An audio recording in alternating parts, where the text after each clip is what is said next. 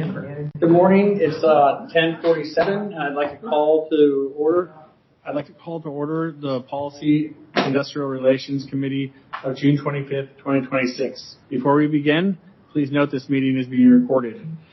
Welcome to everyone joining us here in person, as well as those listening on the phone.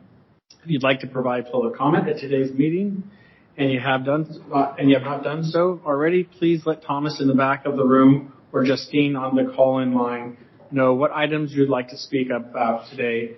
Madam Secretary, please call a roll. Thank you and good morning again. Starting with Director Devlin. Here. Garbarino is absent. Moulton Peters. Here. Parr. Yes. Thayer is absent. Vice Chair Hardiman. Here. Chair Hernandez is absent. And President Rabbit. Here. Thank you. You have a quorum, but you are also a committee of the whole. We also have the directors Cochran, Giudice, Hill, Parrish, and Rodoni in the room. Thank you. We'll move on to item number 3, which is to revise the Golden Gate Bridge Highway and Transportation District's procurement manual to include California Department of Transportation Local Assistance Procedures Manual, Chapter 10, Compliance Language, and John Aberbly is here to present this report. John, please begin your report. Sorry about that. No worries. Good morning. Thank you, Vice Chair Hardiman, members of the committee.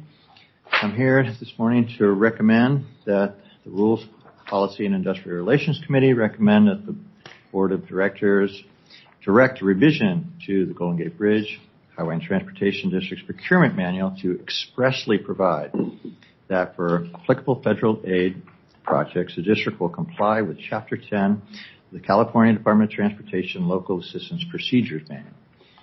Chapter 10 includes the provisions for procuring A&E architectural and engineering contracts, consultants on federally funded projects.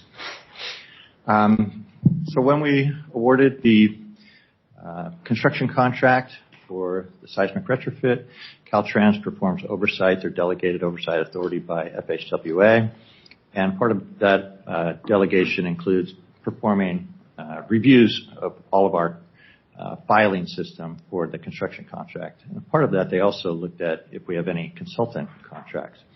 And while they were performing the reviews, they noticed that we did not specifically call out that we will comply with all of Chapter 10 of the Local Assistance Procedures Manual. That was the only deficiency that was noted. In order to comply, they informed us that we could do one of two things. One of them being get a board resolution stating that we will explicitly include this in our local assistance manual, in our procurement manual, or else there's another process for doing that. But we decided to bring this item before the committee today, to bring the item before the board to comply with Caltrans. We already have provisions in our procurement manual, and as noted, there were no compliance issues found except for this. So I'm asking today that in order to satisfy Caltrans documentation requirements, that it's recommended that the board authorize that we include this in our procurement manual. There is no fiscal impact, but failure to comply could result in loss of future funds and jeopardize future funding opportunities. With that, I'm happy to answer any questions. Thank you, John, for your report. Colleagues, are there any questions or comments on item number 3?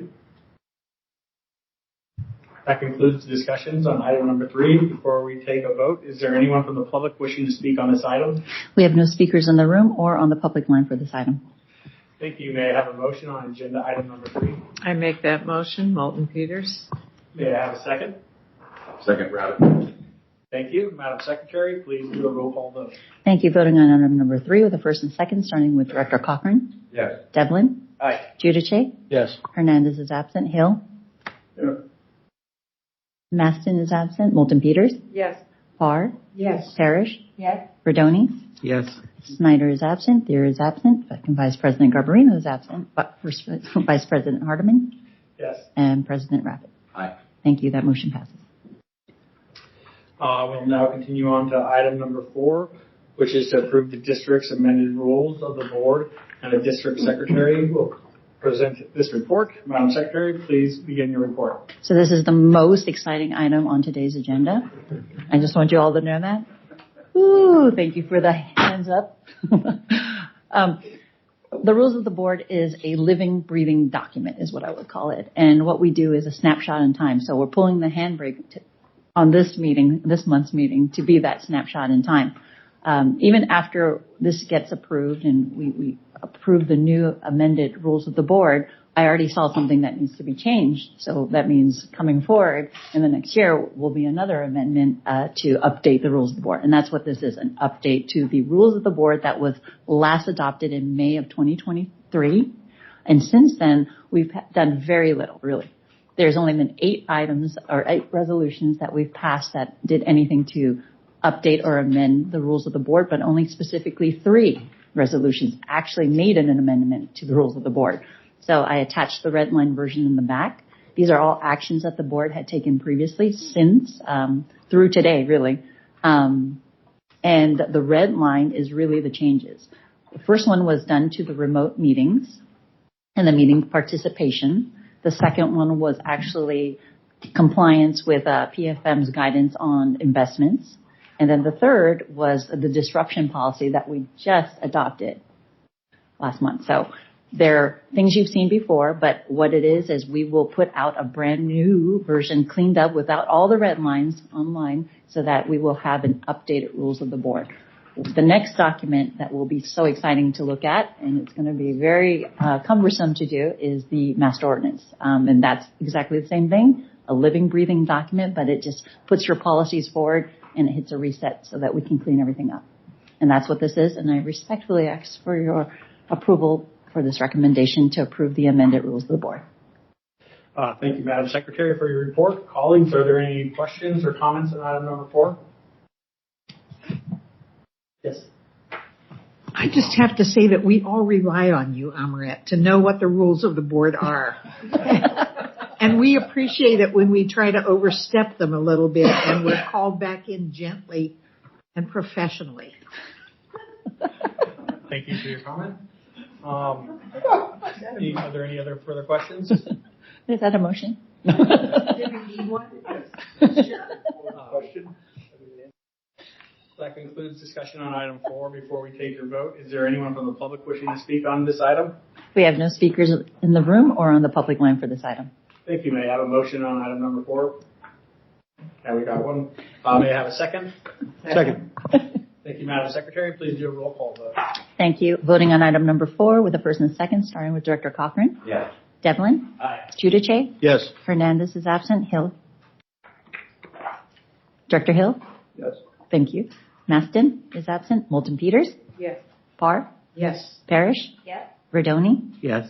Snyder is absent. There is absent. Second Vice President Garbarino is absent. First Vice President Hardeman. Yes. And President Rabbit. Aye. Thank you. That motion passes. Thank you, Madam Secretary. Is there anyone?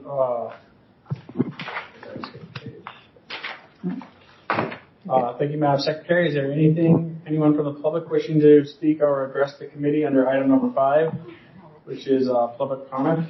We have no new speakers and no new callers for our public comment. Thank you. We have reached the end of the agenda. May I have a motion to adjourn this meeting? Move. May I have a second? Second.